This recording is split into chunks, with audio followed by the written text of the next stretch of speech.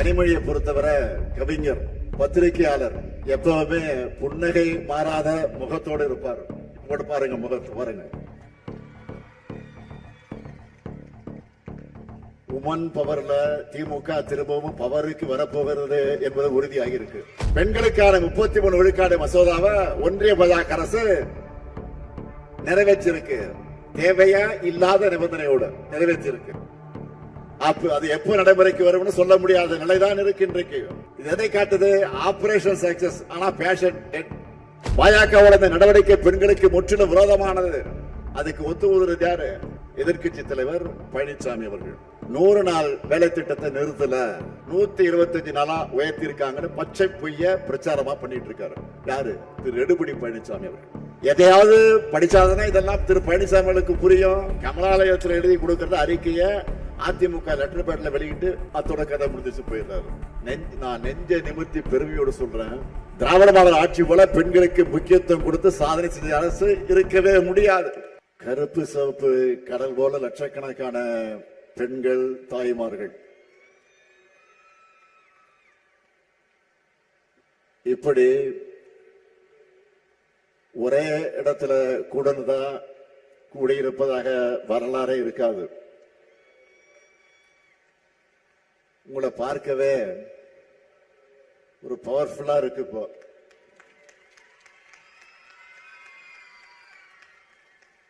பவர்ஃபுல்லா மட்டும் இல்ல, உமன் பவர்ல திமுக திரும்பவும் பவருக்கு வரப்போகிறது என்பது உறுதியாகி இருக்கு. உறுதியாயிடுச்சுல, உறுதியாயிடுச்சுல, கேட்கல, உறுதியாயிடுச்சுல, மகிழ்ச்சி. இப்படி ஒரு பவர்ஃபுல் மாநாட்டை மிக சிறப்பாக இந்த மாநாட்டு பணிகள் எல்லாம் முழுமையாக தன்னுடைய தோளில் சுமந்து வெற்றிகரமாக நிறைவேற்றி காட்டி இருக்கக்கூடிய ஆற்றல் மிக்க செயல் வீரர், என்னுடைய அன்பு சகோதரர் செந்தில் பாலாஜி அவர்களுக்கு முதல்ல என்னுடைய மனமார்ந்த பாராட்டுக்கள். எந்த களத்துல இறங்கினாலும் அவருக்கு கொடுத்த பணிய பிரம்மாண்டமா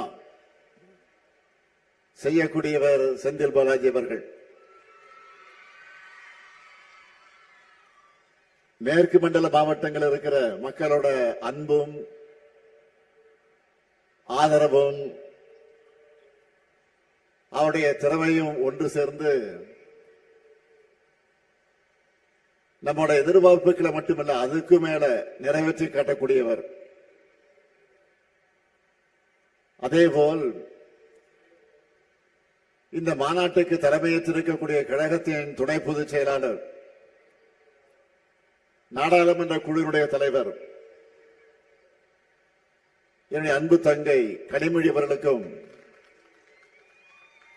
அவருக்கு துணையாக உடனிருக்கிற மகளிரணி நிர்வாகிகள் அனைவருக்கும் தலைமை கழகத்தின் சார்பில் என்னுடைய பாராட்டுக்களையும் வாழ்த்துக்களையும் நன்றியையும் நான் தெரிவித்துக் கொள்கிறேன். கனிமொழியை பொறுத்தவரை கவிஞர், பத்திரிகையாளர், மரபு கலைகள்ல ஆர்வம் கொண்டவர்னு பன்முக திறமை கொண்டவர். எப்பவுமே புன்னகை மாறாத முகத்தோடு இருப்பார். இப்ப பாருங்க, முகத்து பாருங்க.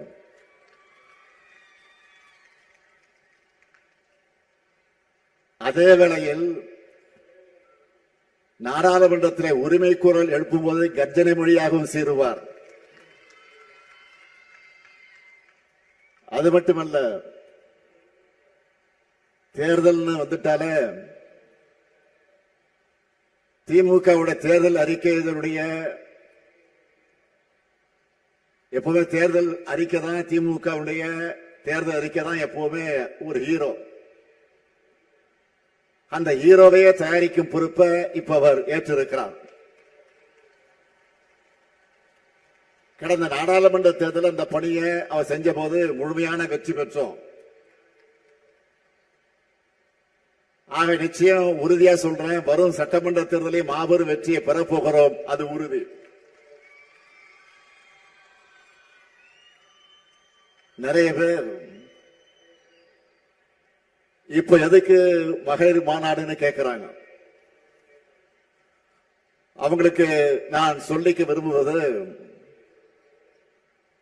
பெண்களின் முன்னேற்றமே நாட்டினுடைய முன்னேற்றம். பெண்களின் வெற்றியே சமூகத்தின் வெற்றி. அடிமைத்தனத்தை பிரேக் பண்ணி பகுத்தறிவு சுடரை கையில ஏந்தி தந்தை பெரியார், பேரறிஞர் அண்ணா, முத்தமிழறிஞர் கலைஞர் கட்டி எழுப்பிய தமிழ்நாடு முன்னேற்ற பாதையில நடைபோடுது. நம்மோட அந்த மாபெரும் லெகசியை பத்தி நம்மளை கேள்வி கேட்கிறவங்க தெரிஞ்சுக்கணும். 1916 நீதி கட்சி தொடங்கினப்போ முதல் கூட்டத்திலேயே ஒரு பெண் கலந்துகிட்டாங்க. அவங்கதான் அலமேலு மங்கை தாயாரம்மாள். அதே போல இன்றைக்கு நாம நூற்றாண்டை கொண்டாடிக்கிட்டு இருக்கக்கூடிய சுயமரியாதை இயக்கத்தை 1925 தந்தை பெரியார் தொடங்கினார். அப்போ மூவலூர் ராமாமிர்த அம்மையார் போன்ற பல பெண்கள் அதில் பங்கெடுத்தாங்க. 1949 திமுக தொடங்கினப்போ சத்தியவாணி முத்து உள்ளிட்ட பலர் கலந்துகிட்டாங்க. 1967 அண்ணா தலைமையில் அமைந்த அமைச்சரவையிலும் அவங்க இடம் பெற்றாங்க. இந்த வரலாறு அத்தனை நான் சொல்வதற்கு என்ன காரணம், ஏன் சொல்றேன்னா,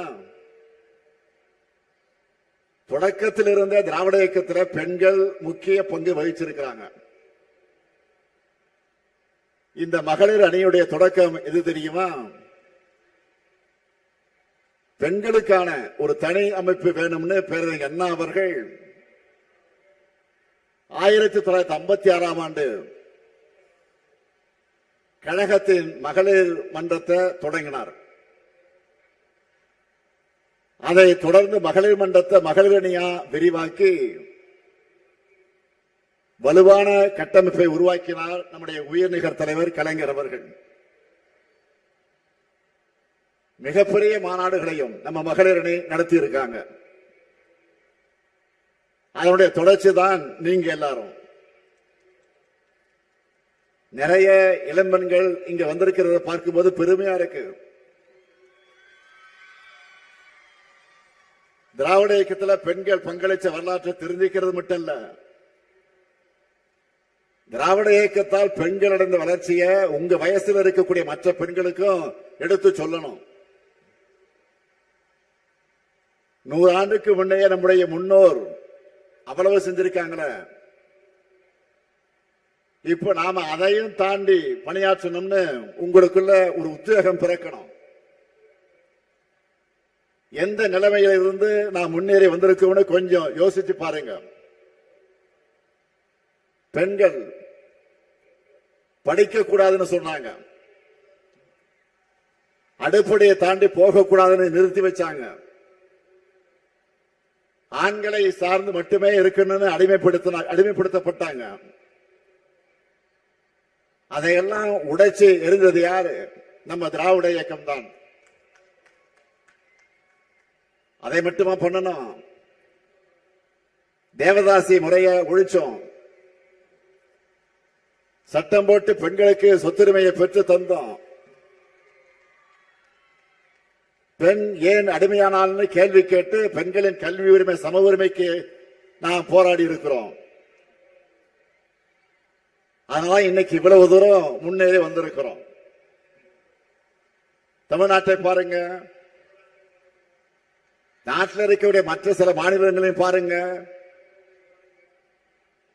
போன வாரம் கூட ராஜஸ்தான்ல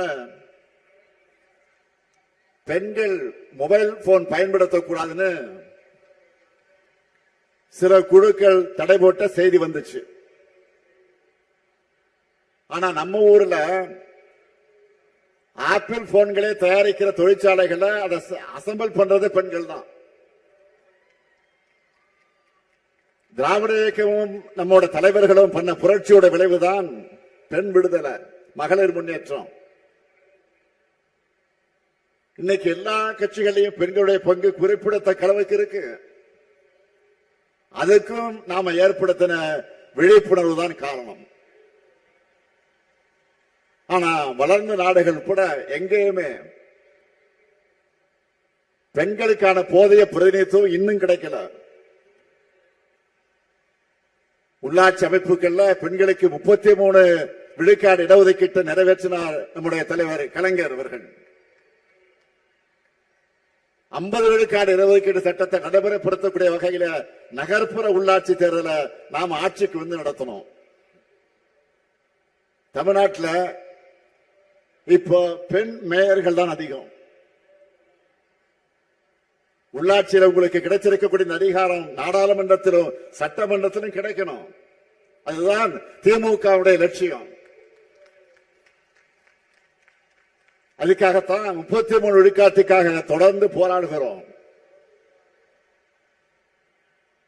2017 தலைநகர் டெல்லியிலே இதுக்காக நம்ம மகளிர் அணி சார்பில் போராட்டம் நடத்தப்பட்டுச்சு.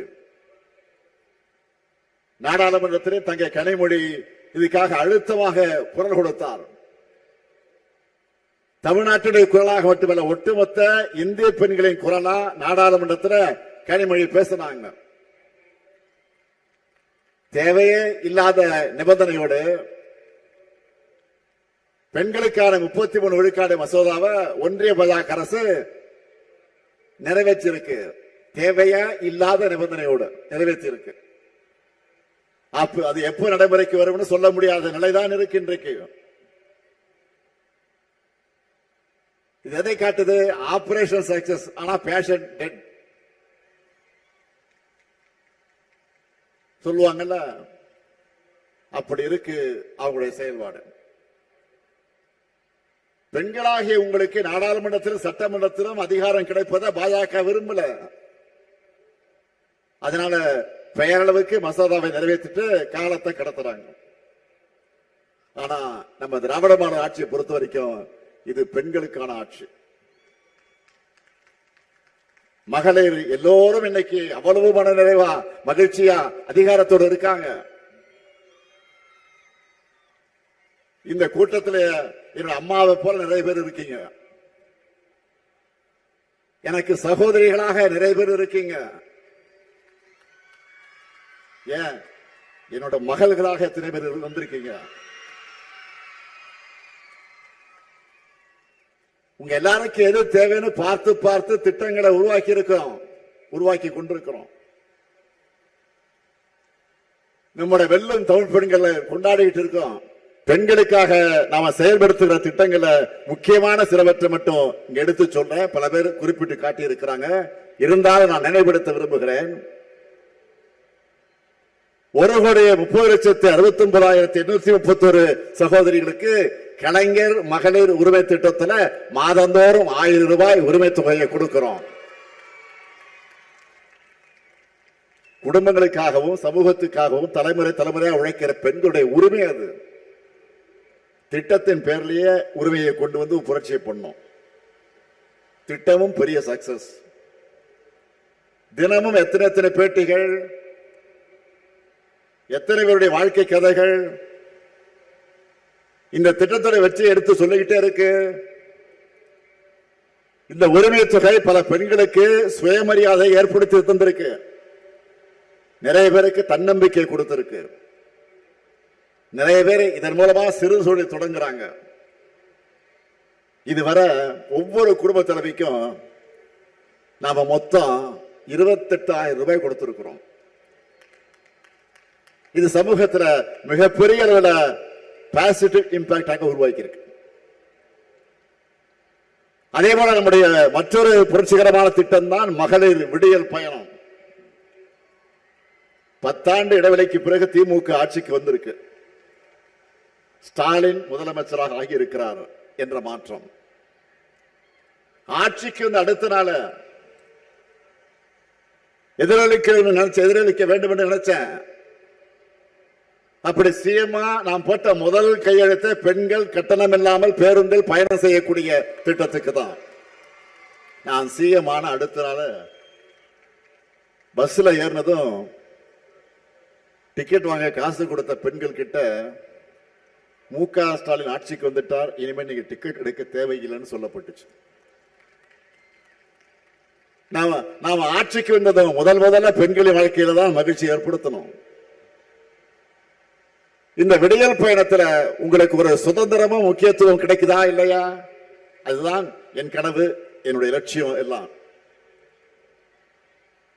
இந்த திட்டத்தால பெண்கள் பயணம் செய்யறது பெரிய அளவுக்கு அதிகரிச்சிருக்கு. நிறைய வாய்ப்புகளை தேடி போய் வாழ்க்கையில முன்னேறிட்டு இருக்காங்க. பல மகளிர் காலையிலே பஸ்லேயே வேலைக்கு போறாங்க.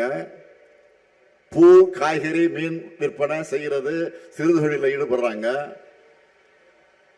உரிமை தொகையாக கிடைக்கிற 1000 ரூபாயோட சேர்த்து விடியல் பயணம் திட்டத்தால மாசம் 1000 ரூபாய் கூடுதலா மிச்சம் பண்றாங்க.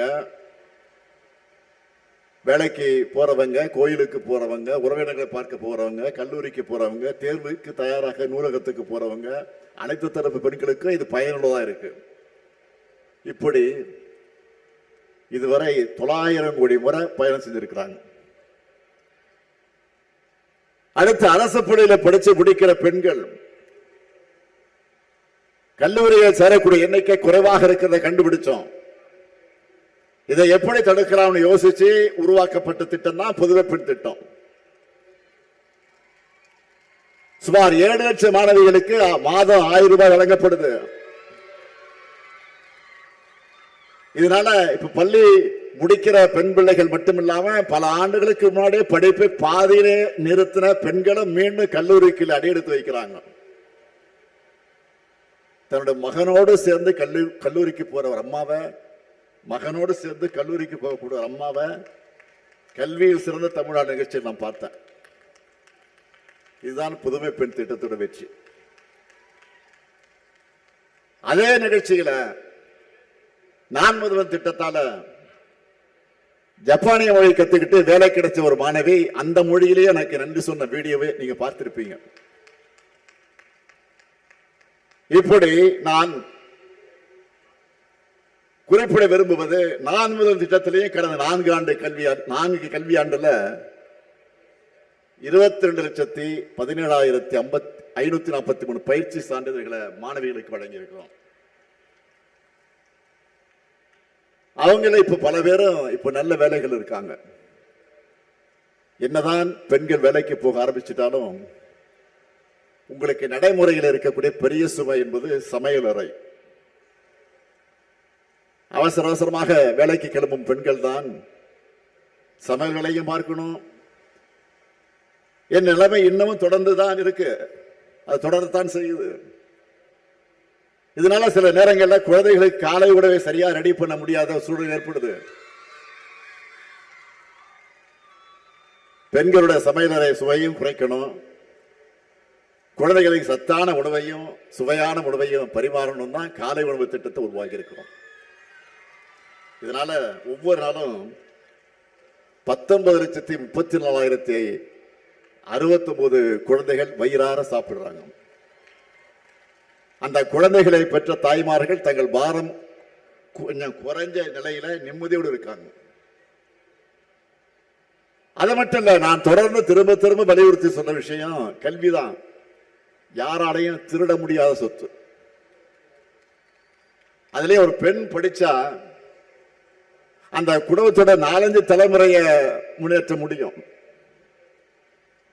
அப்படிப்பட்ட பெண் கல்விக்கு முக்கியத்துவம் கொடுத்து பெண்களுடைய கல்லூரி கனவு தடைபடக்கூடாதுன்னு தான் புதுமை பெண் திட்டத்தை உருவாக்கி இருக்கிறோம்.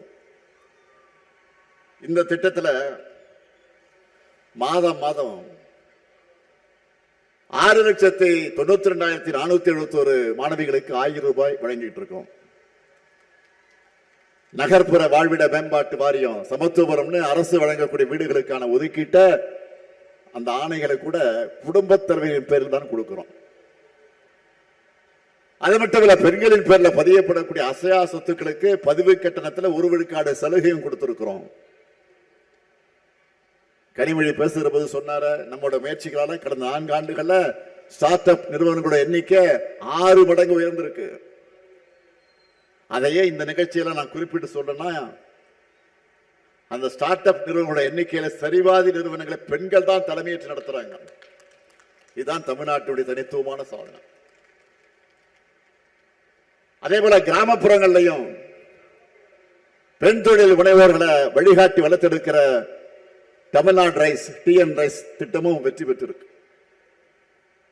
இதன் விளைவா இந்தியாவிலே அதிகபட்சமா தமிழ்நாட்டில் தான் 13 விழுக்காடு பெண்கள் தொழில் முனைவர்களாக பொருளாதாரத்துக்கு பங்களிக்கிறாங்க. அடுத்து மகளிர் சுய உதவி குழுக்கள். 1989 தான் திமுக ஆட்சியில, கலைஞருடைய ஆட்சி காலத்துல தான் தொடங்கின திட்டம் அது. தொடர்ந்து 2006 கழக ஆட்சி அமைஞ்சதும் உள்ளாட்சித்துறை அமைச்சராக இருந்தேன்னா எல்லா மாவட்டங்களையும் சுற்று பயணம் செஞ்சேன். ஒரு முறைக்கு 2 முறை போனேன். பல மணி நேரம் நின்று ஆயிரக்கணக்கான சகோதரிகளுக்கு கடன் உதவிகளை வழங்கினேன். கால் வலிக்க வலிக்க வழங்கினேன். இந்த திட்டத்தை பெரிய அளவில் விரிவுபடுத்தணும். திராவிட மாடல் ஆட்சியை இன்னும் அது வளர்ந்து புது ரெக்கார்ட் படைக்கக்கூடிய அளவுக்கு இப்போ 1,39,520 கோடி ரூபாய் லோன் கொடுத்திருக்கிறோம். இப்போ உயர்கல்விக்காகவும் வேலை காரணமாக சொந்த ஊர்களை விட்டு போய் தங்கக்கூடிய பெண்கள் பாதுகாப்பா தங்களுடைய சொந்த வீட்டில் இருக்கிற மாதிரி உணர்வோடு தங்க வேண்டும் என்று இதுவரை 19 தோழி விடுதிகளை உருவாக்கி இருக்கிறோம். மேலும் பல புதிய விடுதிகளை கட்டிக்கிட்டு இருக்கிறோம். இப்போ நான் சொன்ன திட்டங்கள் எல்லாம் ரொம்ப குறைவுதான், சொல்ல நிறைய இருக்கு, நேரம் இல்லை. சிம்பிளா சொல்லணும்னா திராவிட மாடல் ஆட்சி பெண்களுக்கான ஆட்சி. ஏன் பெண்களுக்கு முன்னுரிமை அப்படின்னு சிலருக்கு இயல்பா கேள்வி வரும். பெரியார்கிட்டையும் இப்படி ஒரு கேள்வியை முன் வச்சாங்க. அப்போ என்ன சொன்னார் தெரியுமா? அந்த பெரியார் என்ன சொன்னார் தெரியுமா? இந்த பயன்கள் எல்லாம் உங்கள் வீட்டில் இருக்கக்கூடிய உங்களுக்கு, உங்களுடைய சகோதரிகள், உங்களுடைய மகள்கள், உங்களுடைய மனைவி, உங்க தாய்மார்களுக்கு தான் போய் சேருது. அவங்க முன்னேறினா உங்களுடைய சுமையும் தான் குறையும்னு ரொம்ப பிராக்டிக்கலா பதில விளக்கமா தந்தார் தந்தை பெரியார் அவர்கள். தந்தை பெரியாருடைய பதில் தான் இந்த முத்துவேல் கருணாநிதி ஸ்டாலினுடைய பதிலும். பெண்கள் முன்னேறினாதான் ஒட்டுமொத்த சமூகம் முன்னேறணும்னு நாம இவ்வளவு செய்யறோம். ஆனா ஒன்றியத்தில் ஆட்சி நடத்துகிற பாஜக அரசு என்ன பண்ணி இருக்கு சொன்னாங்களே.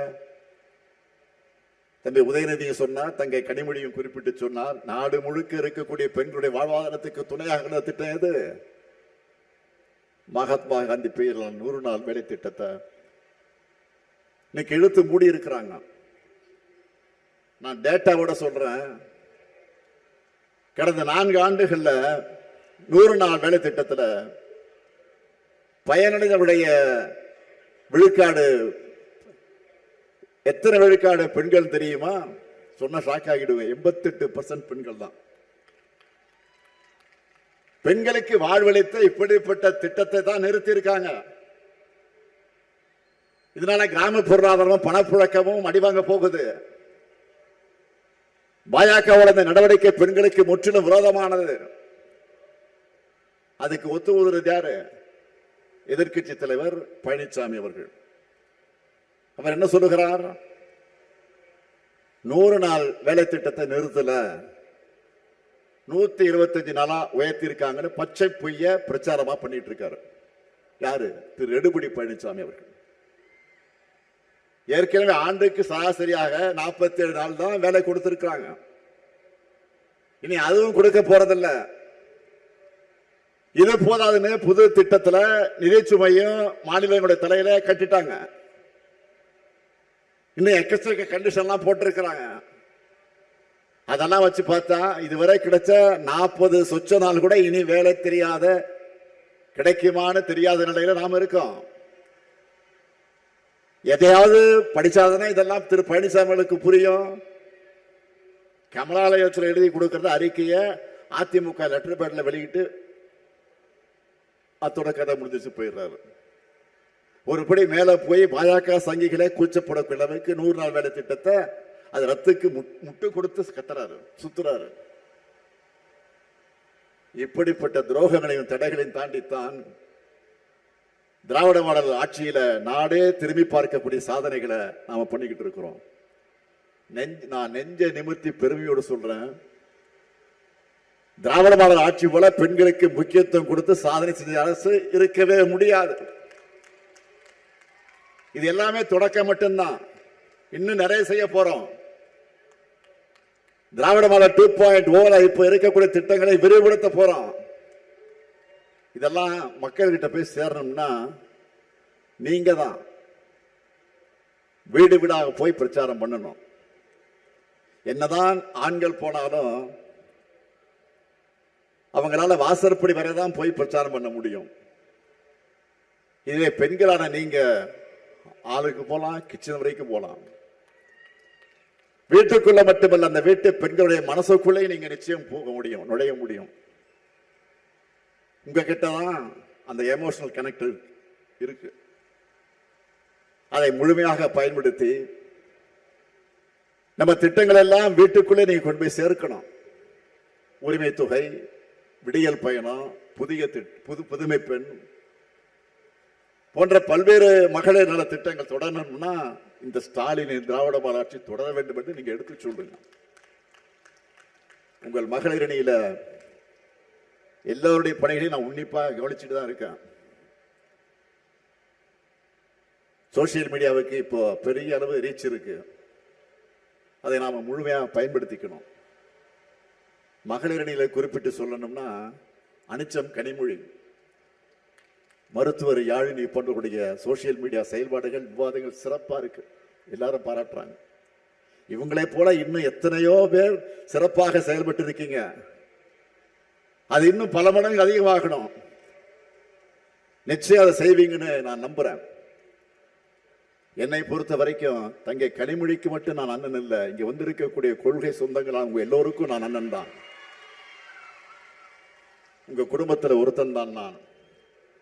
அதனால்தான் உரிமையோடு சொல்லுகிறேன், தமிழ்நாட்டு பெண்களின் முன்னேற்றத்தை அடுத்த கட்டத்துக்கு கொண்டு செல்ல திராவிட மாடல் 2.0 ஆட்சி அமைந்தே தீரணும்.